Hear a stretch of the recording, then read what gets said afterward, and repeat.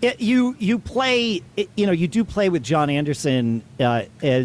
You were one of the official members of Band Geeks for a little while, and then weren't, or you've just been involved in that circle for a while. Yeah, they had they still do have a very successful YouTube channel, the Band Geeks, and that's how this whole thing started, right? Because they were doing Close to the Edge, and John Anderson saw it and reached out and became this thing where they did a couple. Now they've done 2 records together of original material, and they've done multiple tours. So I was already on the Band Geeks, I think 2 times, doing other songs and just being part of that. And so I think when Andy Graziano is the normal guitarist for that band, and he has a busy teaching schedule, and he can't play gigs on certain times of the year because of his teaching schedule.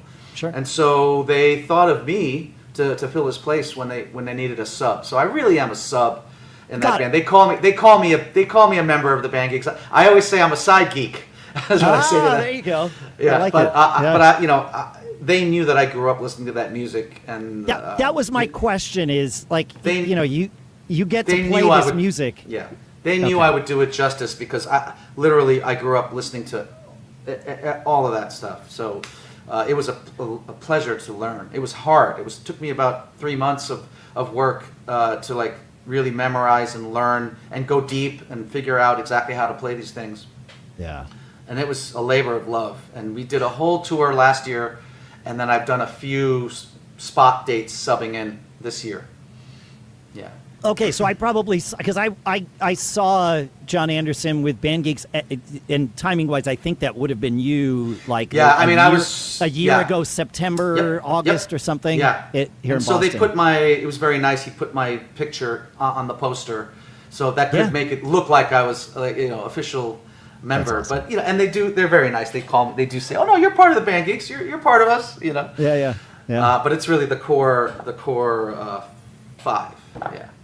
I feel like, and the reason I asked the question was, for someone to learn all of that material, yes, obviously you're going to do a tour, it's work, you would get paid, presumably you get paid, of course. I was going to say I certainly paid for a ticket. I didn't. My friend Tom had bought 2 tickets and told me I would be doing his wife the greatest favor by taking her seat because she was not at all interested. It's not. Yeah, it's not for everybody. It's not for. No, it's not. But for those of us for whom it is, and I told Richie this when he was on the show, and I'll share it with you too. That I've seen many incarnations of yes, and the two that sit at the top of the list for me are that what I saw with you last year and the Union tour. Oh wow, I saw that too in Atlantic City. I saw that in Atlantic City. Yeah. But like that musically, in terms of being able to deliver that music in a way that I felt did it justice to, a picky Yes fan, which I think that's synonymous, Right. It was you guys, and it was that, that Union tour, and it sounded good. And I say that it sounded good as a testament to your front of house engineer and to all of you on stage. I know that it's way easier to make it sound good if it sounds good to begin with.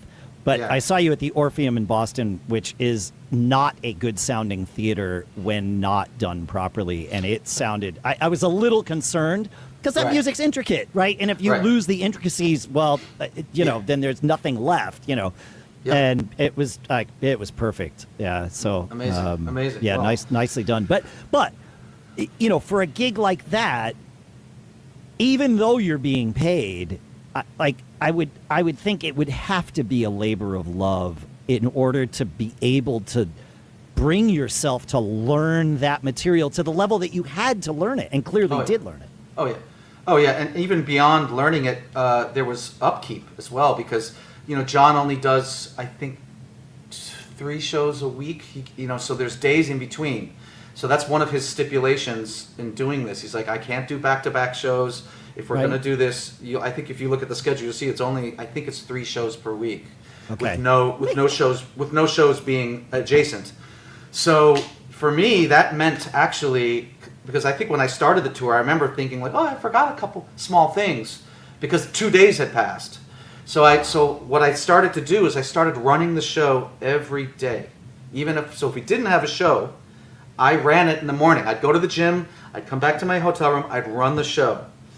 And that just tells you like there was an upkeep element of this music too, because so much of it is through composed and so deep and so vast that as someone coming in, as a sub even, I had less time with it than everyone else. There's sort of like this regimen of like keeping it fresh, and so that no things happen. I mean, listen, small mistakes happen, but like always, yeah. But I didn't want to be the reason. I didn't want to be the cause of it, and so I almost kept up this. And I remember Richie saying, he's like, "Yeah, we're like Olympians. We're training. It's a training thing, And I was like, that makes a lot. I like that analogy. It's like if 2 days go by, you've got to get out there and train. So for me, it kept me laser focused on the arrangements. God, on that tour. Thank you for sharing that. What a great piece of advice for everybody out there. I mean,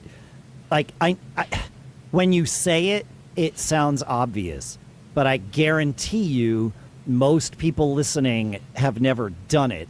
And you started doing it as a matter of necessity. Like you realized, wait, I don't know this as well as I need to. Yeah. I think after the first couple days off and coming back, I was like, oh, I could have played that better, and probably because it's been 3 days.